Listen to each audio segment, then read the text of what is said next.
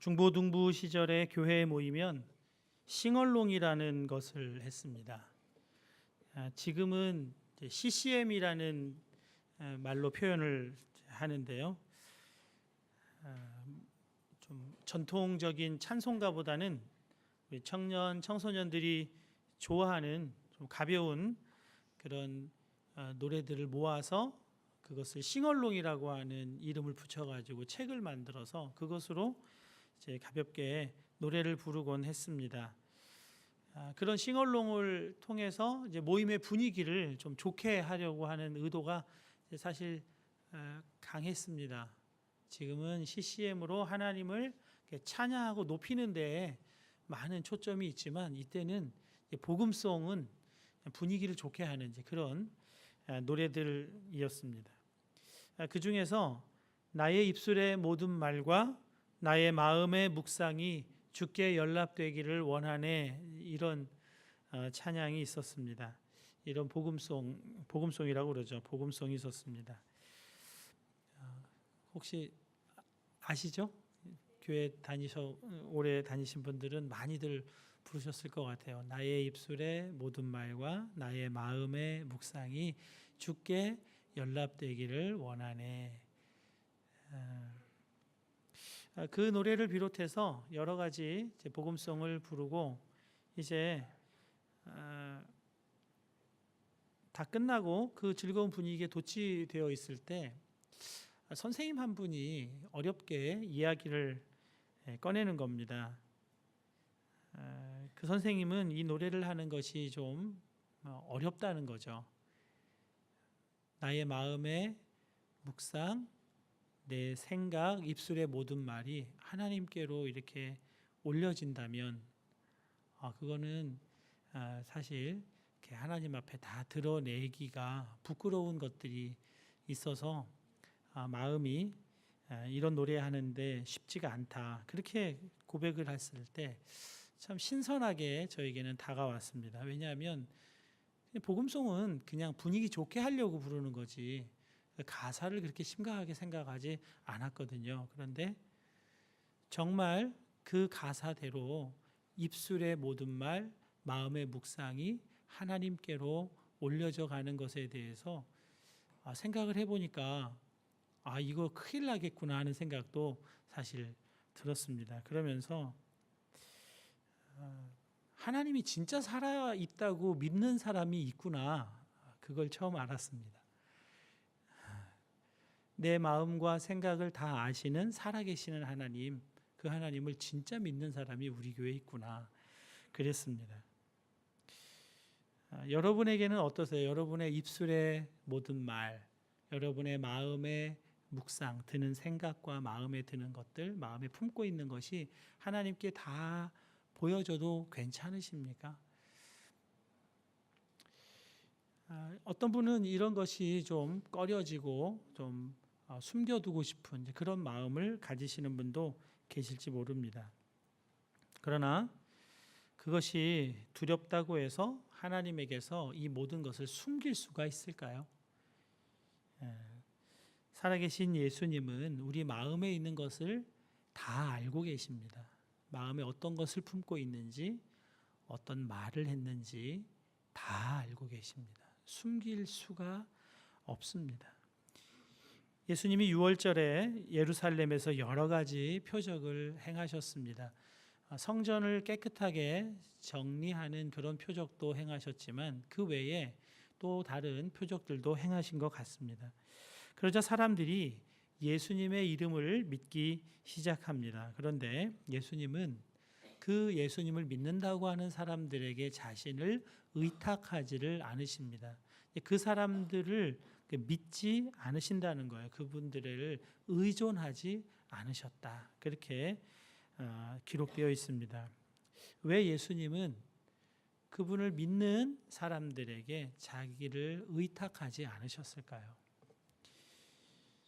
제가 충북의 어느 시골 교회에서 전도사로 일할 때 집사님 한 분이 목사님 등에 고구마를 집어 던졌다는 이야기를 들었습니다. 어느 대신방 기간에 구역장이었던 그 집사님하고 목사님하고 이제 하루 종일 신방을 한 거예요. 같이 신방을 계속 따라다니다가 이제 마지막에 그 집사님 댁에 이제 가서 예배 드리고, 예배가 끝나니까 목사님 대접해 드린다고 이제 고구마하고 또 보리차 한 잔을 이렇게 내놓았습니다. 하루 종일 신방하면서 집집마다 주시는 음식도 먹고 또 그러느라고 몸이 이제 많이 지쳐 계셔서 그 고구마를 반절을 쪼개서 반절 드시고 반절은 놔두고, 집사님 오늘 수고 많이 하셨습니다, 감사합니다 인사하고 돌아서는데 등에 뭐가 날라와서 툭 하고 치는 겁니다. 그러니까 뒤돌아봤더니 고구마 반쪽이 떨어져 있는 거예요. 영문을 몰라서 집사님을 바라보니까 집사님이 그러는 겁니다. 하루 종일 같이 다녀보니까 다른 집에서는 잘 드시더니 우리 집에 와서는 고구마라고 무시하냐고 그러면서 그렇게 원망하는 말씀을 하시더라는 겁니다. 그분의 마음을 충분히 이해할 수 있어요. 고구마밖에 내드리지 못하는 그런 마음, 그것이 거절된 것 같은 그런 마음 이해할 수 있습니다. 그런데 과연 그 목사님을 대접하는 것은 목적이 어디에 있었나?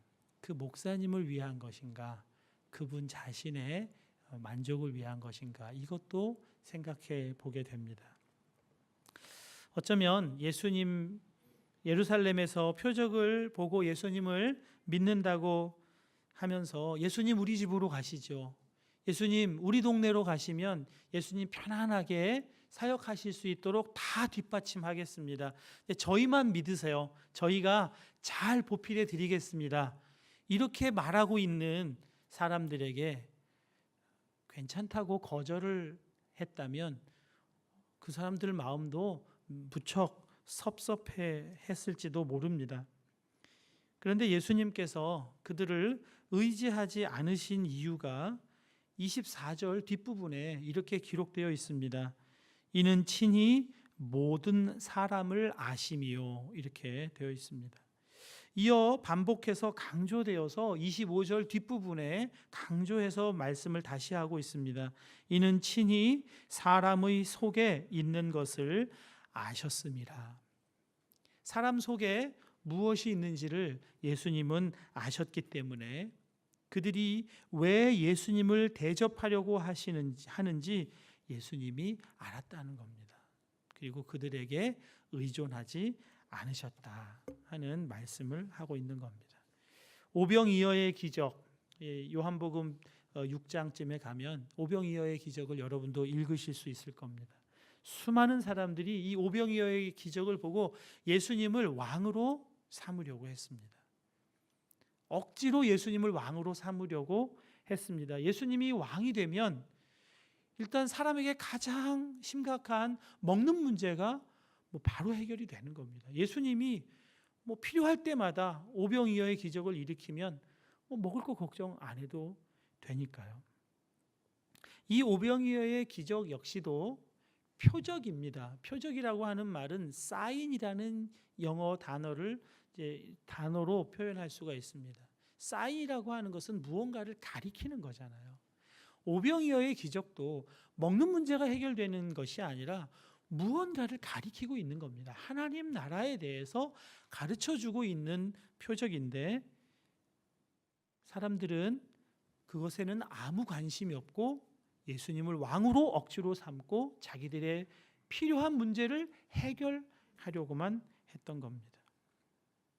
예수님이 그들 속에 무엇이 있는지를 아시기에 그들을 의존하지 않으시는 겁니다. 그리고 그 사람들에게서 예수님은 떠나서 산으로 올라가십니다. 예수님이 의존하시는 분은 한 분이세요.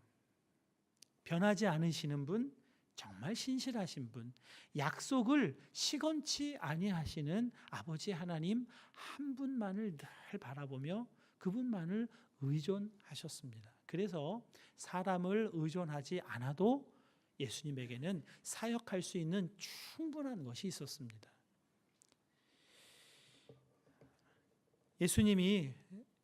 그냥 유대인의 마음을 아신다, 예루살렘에 있던 사람들의 마음을 아신다가 아니라 사람들의 마음을 아신다고 성경은 기록하고 있습니다. 즉 우리들의 마음에 무엇이 있는지도 예수님은 다 아신다는 겁니다. 숨기려고 해도 숨길 수가 없습니다. 그렇다고 해서 여러분 예수님 앞에, 하나님 앞에 여러분의 마음이 드러나는 것을 두려워할 일도 아닙니다.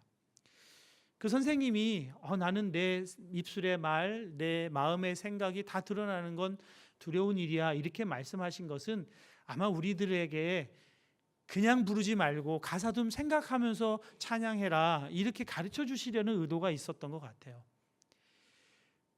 하나님 앞에 우리의 마음이 드러나는 일은 두려워할 일이 아닙니다. 꺼릴 일도 아닙니다. 왜냐하면 하나님이 우리의 마음을 아시기 때문이에요. 우리의 마음을 아신다는 것은 우리에게 실망하지 않으신다는 겁니다. 우리의 마음을 아셔도 우리의 마음 안에 있는 어두운 것, 우리의 마음 속에 여러 가지 온갖 것이 있는 것이 드러나도 예수님은 실망하지 않으세요. 예수님이 체포되었을 때 베드로만 예수님을 쫓아갔습니다. 다른 제자들은 다 두려워서 도망갔습니다. 아마 베드로도 두려워서 도망가고 싶은 마음이 있었을 겁니다. 그런데 예수님 앞에서 한 말이 있잖아요. 다 버리고 도망갈지라도 저는 예수님을 위해 목숨을 바치겠습니다, 이렇게 얘기했거든요. 그게 걸려서 아마 멀찍이 자기 한 말을 그래도 지키느라고 따라간 것 같습니다. 여러분, 내가 예수님을 위해서 목숨을 바치겠습니다 했던 베드로의 이 마음이 여러분 그냥 과장된 표현입니까? 호언장담이라고 우리가 일축할 수 있습니까? 그렇지 않습니다. 베드로의 이 마음은요, 진심이었어요. 예수님을 위해서라면 난 죽어도 좋다는 그런 마음을 진짜로 가졌다니까요. 그러나 예수님은 그 마음에 의존하지 않으세요. 그 마음이 얼마든지 무너질 수 있다는 것을 아시기 때문입니다. 베드로가 정말 별것도 아닌 여자아이 앞에서 무너지잖아요. 당신 예수님의 제자지. 아니라고 3번을 부인합니다. 여러분, 아니라고 3번 부인한 게 몇 초 사이에 그냥 된 일이 아니에요. 1시간가량 시간이 충분히 있었습니다. 내가 지금 무슨 말을 하고 있는지, 무슨 행동을 하고 있는지 깨달을 수 있는 충분한 시간이 1시간 동안이나 있었지만 그는 정말 두려움에 사로잡혔는지 마음이 완전히 빼앗겼는지 정신 못 차리고 예수님을 3번이나 부인합니다. 그리고 자기가 하고 있는 일이 어떤 일인지를 깨닫게 되는 순간이 찾아옵니다. 누가복음 22장 61절이 그 순간에 대해서 이렇게 기록해 주고 있습니다.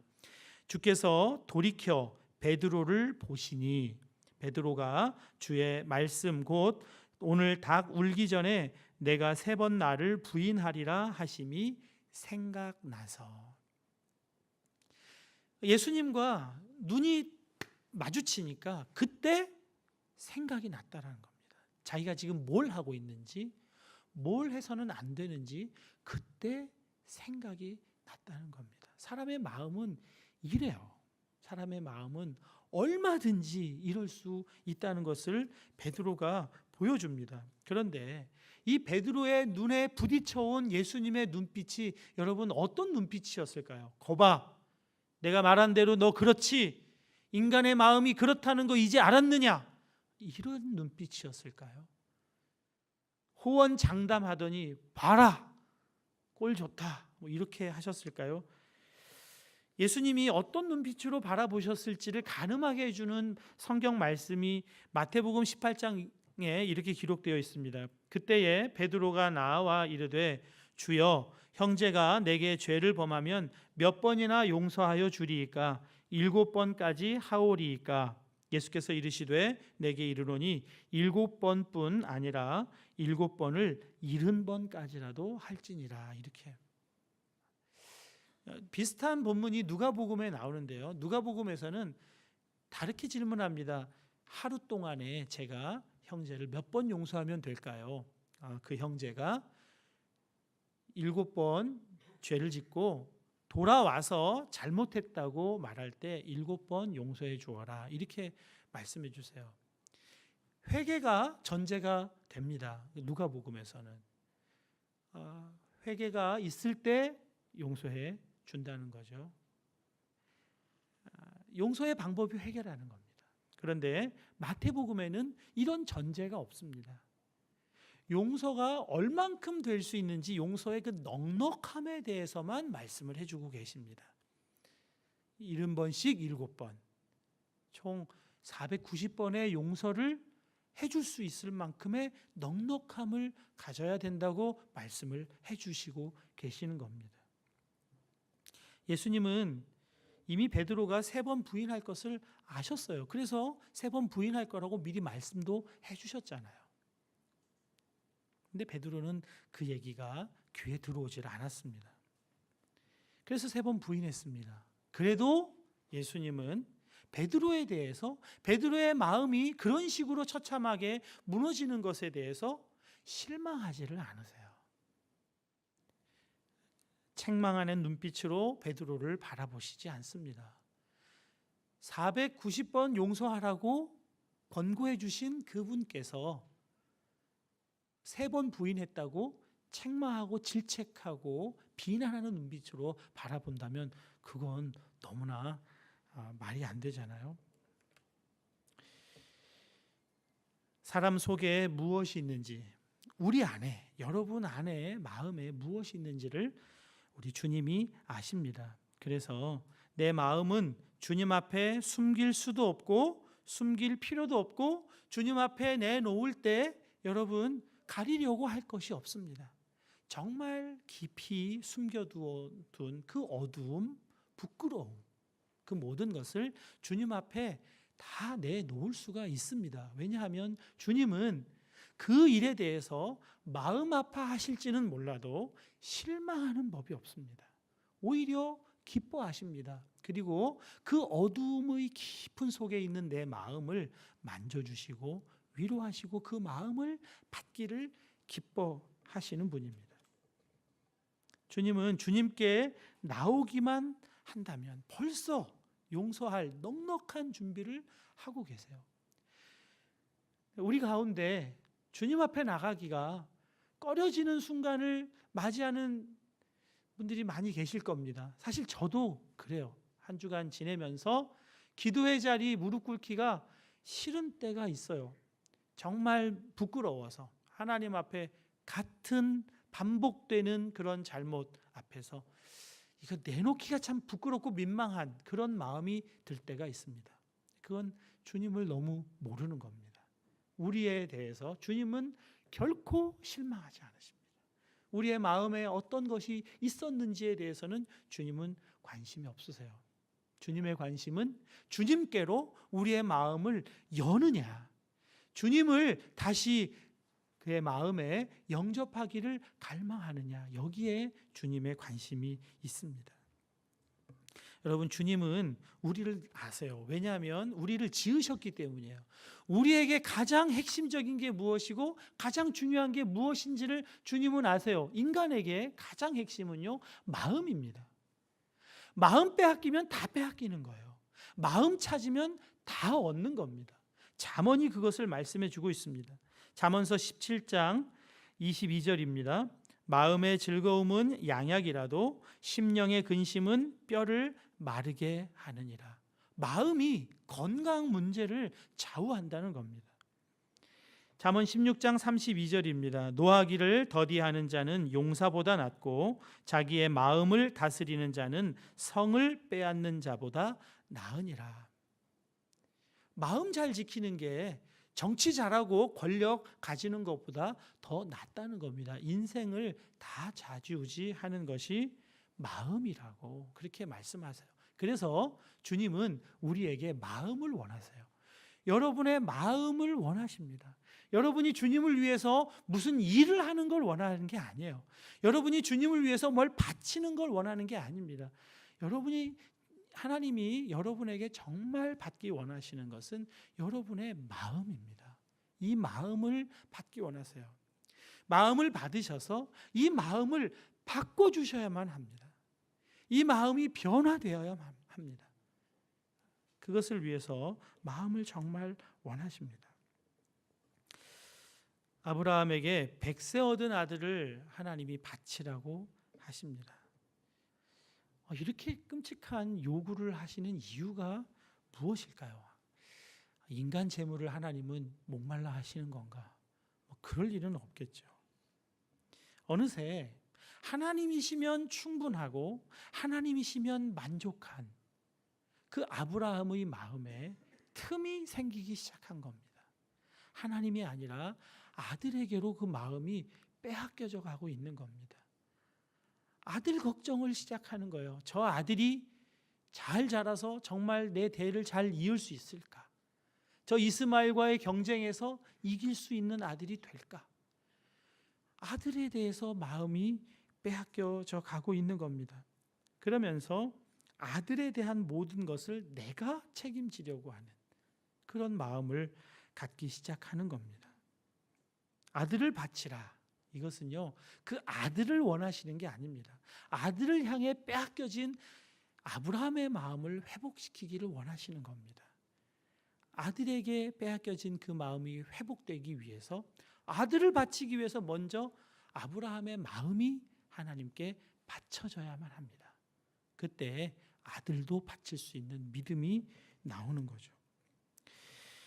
여러분, 이 시대의 우상은 사람이 조각해서 만든 것이 아닙니다. 나무나 돌이 우상이 아닙니다. 하나님이 계셔야 할 마음에 다른 것이 들어와서 차지하고 있으면 그것이 우상입니다. 여러분의 마음이 늘 가 있는 것, 여러분의 마음이 늘 꽂혀 있는 그것이 어느새 여러분을 주장하고 여러분을 이끌고 가는 하나님 대신을 하고 있는 겁니다. 이것이 우상이라는 겁니다. 자녀가 늘 걱정이면 자녀가 어느새 우리에게 우상이 되어 있습니다. 여러분이 하는 일들이 늘 걱정이면 그것이 여러분에게 우상입니다. 그 마음 그대로를 가지고 하나님께 바쳐야 된다는 겁니다. 요즘에 많은 사람들이 내가 하고 싶은 일을 하면 행복하다는 생각을 합니다. 내가 잘할 수 있는 일, 하고 싶은 일, 그 일을 하면 행복할 거다 이렇게 생각을 해요. 세상 사람들이 다 그렇게 말합니다. 그러나 하고 싶은 일 여러분 해보셨어요? 얼마 동안은 행복할지 모릅니다. 그러나 일은 사람을 행복하게 해주질 않습니다. 도리어 행복한 사람이 하는 일을 행복하게 하는 겁니다. 행복한 마음을 갖는 것이 행복한 일을 하는 것보다 먼저입니다. 이 순서를 우리가 바르게 이해해야 합니다. 내가 행복한 사람이 되는 것이 먼저입니다. 마음이 행복해야 합니다. 어떻게 마음이 행복한가? 내 마음을 주님께 바치는 것. 주님께 바치면 주님이 내 마음을 받으시고 내 마음에 주님의 마음, 새 마음을 부어 주시는 것입니다. 아르헨티나 예수전도단 대표이신 알레한드로 로드리게스 목사님이 한 번은 노르웨이 목회자 세미나를 하기 위해서 아르헨티나 국제공항을 가게 되었습니다. 네, 아르헨티나 국제공항에 로비에 이런 플랜카드들이 붙어 있습니다. 항공사를 살려내라, 일자리를 보장하라. 그리고 항공사 직원들이 나와서 막 데모를 하고 있는 겁니다. 무슨 일인가 봤더니 아르헨티나 국영 항공사가 5개월 동안이나 월급을 주지 못하다가 결국은 파산이 됩니다. 그리고 국외에 다니는 그 모든 노선들을 다 잃습니다. 7,000명이나 되는 직원들이 다 실직자가 됐습니다. 이 일에 대해서 이제 정부에 항의하는 그런 집회를 하고 있는 겁니다. 이제 그걸 보고 노르웨이를 갔습니다. 목사가 그 정부의 일, 그런 실직자의 일을 위해서 뭘 할 수 있겠어. 그리고 이제 노르웨이를 간 거죠. 가서 말씀을 전하기 위해서 하나님 말씀을 주시옵소서 기도하는데 아르헨티나 항공사 이게 머릿속에 떠오르는 겁니다. 하나님, 이건 제 일이 아닙니다. 이건 정부의 일입니다. 하나님, 저에게 말씀을 주옵소서. 다시 기도합니다. 그때 분명히 하나님이 주시는 마음이 있는 겁니다. 아르헨티나로 돌아가면 항공사에서 농성하는 실직자들을 위해 기도하고 하나님이 그들을 불쌍히 여기고 있다고 말해주라. 여러분, 그 예수전도단은 하는 일이 있습니다. 청소년 아이들 또 어린 아이들 제자 훈련시키는 일을 주로 합니다. 그리고 대학생들 제자 훈련시키는 일을 합니다. 그리고 선교사로 파송하는 일이 주된 일이에요. 그 일의 대표자가 이 목사님이세요. 실직자들을 위해서 뭘 할 수 있을까? 목사가. 정부의 이 일에 대해서 뭘 할 수 있을까? 하나님, 이건 제 일이 아닙니다. 왜 이 일을 저에게 시키려고 하십니까? 못합니다. 계속 하나님의 마음을 밀어내는 겁니다. 전 못해요. 하나님이 너무나 계속해서 마음에 그 생각을 계속해서 주니까 결국 하나님 앞에 두 손을 듭니다. 자기의 경험, 자기의 생각, 자기의 마음에 있는 것을 포기하는 겁니다. 꺾습니다. 이게 참 쉽지 않아요.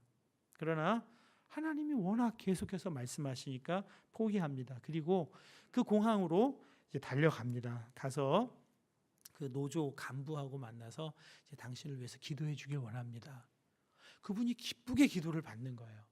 그러니까 정부나 언론이나 누구나 관심이 없는 그때에 목사가 와서 기도해 준다고 하니까 노조 간부가 기쁘게 기도를 받습니다.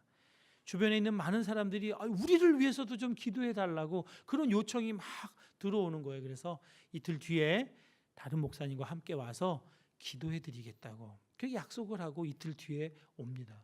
플랜카드에는 아르헨티나 항공사를 위해 기도합니다. 조그만 현수막 하나를 들고 이제 갔습니다. 가서 깜짝 놀랍니다. 그 청사에 수많은 사람들이 오가는 그 청사에 대형 집회장을 만들어 놓은 겁니다. 강단을 만들어 놓고 거기에는 실직자 수백 명이 와서 기도하겠다고 와 있는 겁니다. 목사가 그 실직자들에게 뭐라고 얘기를 해야 되나? 90% 이상이 비기독교인인 그들을 향해서 무슨 말을 할 수 있을까? 강단에 올라가서 너무 답답한 거예요. 하나님, 도대체 무슨 말을 해야 합니까? 하나님, 깨닫게 해 주옵소서. 기도했을 때 놀랍게도 그의 마음에 예언자의 심령이 부어집니다. 여러분을 위해 여기에 왔습니다. 여러분을 위로하러 왔습니다. 여러분은 존귀한 존재입니다. 여러분과 항공사를 구해달라고 기도하겠습니다. 그러나 하나님은 그 전에 먼저 해결해야 할 것이 있다고 말씀하십니다. 여러분이 이런 지경에 이른 것은 고위 간부에서부터 말단 사원에 이르기까지 모든 사람이 하나님 앞에 범죄했기 때문이라는 것입니다. 하나님은 항공사의 비리와 부패, 거짓과 부도덕, 이기심과 탐욕으로 항공사가 얼룩져 있다고 하십니다. 하나님은 회개를 원하십니다. 90%가 비기독교인인 이 사람들에게 하나님의 이름으로 회개를 선포하는 겁니다. 선포하면서도 과연 이것이 이 사람들에게 적용이 될까? 이제 기도하겠습니다 하고 본인이 먼저 무릎을 꿇었습니다. 그리고 사람들이 어떻게 반응하는지 살짝 눈을 뜨고 봤습니다. 놀라운 일이 벌어지는 겁니다. 사람들이 그 자리에 무릎을 꿇고 어떤 사람은 완전히 엎드려서 하나님 앞에 참회하며 기도하는 겁니다. 대부분의 사람들이 하나님의 도우심을 구하면서 또 회개하면서 기도합니다. 그분 표현에 따르면 그 국제공항 천사 전체가 하나님의 성전으로 바뀌는 것 같은 그런 느낌이었다고 말합니다. 그 기도 모임이 있은 지 35일 만에 기도가 정확하게 응답이 되어서 항공사가 기적처럼 살아나는 놀라운 일이 있었다고 간증하고 있습니다. 여러분, 하나님께 마음을 연다는 것은 생각처럼 쉽지는 않습니다. 그러나 하나님 앞에 우리의 마음을 열고 그 하나님이 내 마음의 주인이 되게 하시는 일은 심리적인 치료 정도의 역사가 아닙니다. 가정을 바꾸고 교회가 바뀌고 그 지역 사회가 바뀌고 나라가 바뀌는 그런 역사라고 말씀하고 있습니다. 하나님이 마음을 원하시는 것은 우리의 마음을 치료해 주시고 회복해 주실 뿐 아니라 회복된 그 마음을 통해서 하나님이 그 땅을 고치고 그 땅을 위해서 행할 일들을 그를 통해서 이루기 원하시기 때문에 마음을 바치라. 그냥 너의 마음, 너의 생각으로 하면 너의 생각의 일만 하지만 나의 마음, 나의 생각으로 하면 하나님 크기의 일을 이룬다고 주님은 말씀하십니다. 그래서 마음을 바치라. 그렇게 우리들에게 말씀합니다. 하나님께서 이스라엘 백성들을 회복시키겠다고 하십니다. 다시 고향 땅으로 돌아오게 하겠다고 말씀하십니다. 그러면서 에스겔에게 이렇게 약속해 주십니다. 또 새 영을 너희 속에 두고 새 마음을 너희에게 주되 너희 육신의 굳은 마음을 제거하고 부드러운 마음을 줄 것이며 또 내 영을 너희 속에 두어 너희로 내 율례를 행하게 하리니 너희가 내 규례를 지켜 행할지라 말씀합니다. 여러분, 율례를 지키고 규례를 지켜 행한다고 하는 것은 복된 삶입니다. 복을 쏟아 부어주는 그런 삶을 의미합니다. 그냥 법 지키느라고 고생하는 삶이 아니라 그 율법이 지켜지는 삶은 하나님의 복과 은혜를 넘치게 받는 삶입니다. 그런데 그렇게 하기 위해서 굳은 마음을 제거하고 새 마음을 받아야 된다. 그렇게 말씀하고 있는 겁니다. 사랑하는 여러분, 지금도 주님은 여러분의 마음에 굳은 마음을 제거하기를 원하십니다. 여러분의 마음에 무엇이 있는지를 아세요. 그런데 아신다고 해서 여러분의 마음을 함부로 하나님이 하실 수가 없어요. 여러분이 마음을 열지 않으면 그 마음에 들어와서 역사하실 수가 없습니다. 그래서 마음을 바치라고 하시는 겁니다. 마음을 열라. 주님이 하실 수 있는 일은 두드리는 일입니다. 음성을 듣고 문을 열면 그에게로 들어가 그로 더불어 먹고 그는 나로 더불어 먹는 그 동행하는 삶이 새롭게 열려지는 것입니다. 여는 건 주님이 못합니다. 여는 건 여러분이 하셔야 합니다. 바치는 건 여러분이 하셔야 합니다. 바꾸시는 건 주님이 행하여 주실 줄로 믿습니다. 시간에